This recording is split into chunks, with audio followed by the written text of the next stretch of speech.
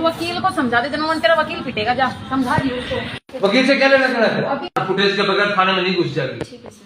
ठीक है, ठीक है सर। ठीक है सर। चल। क्यों तुम्हारे साथ मेरी बात सुन, वकील का अलाउ नहीं है थाने में बैठना।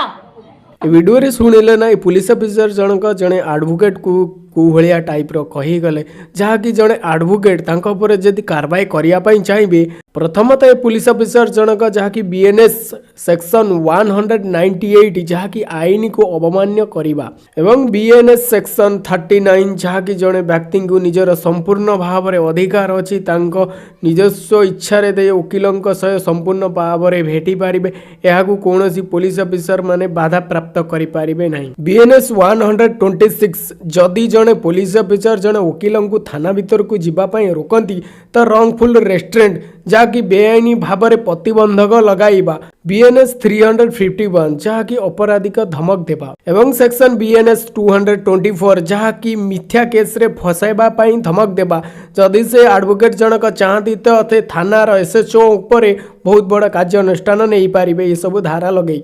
जय जगन्नाथ।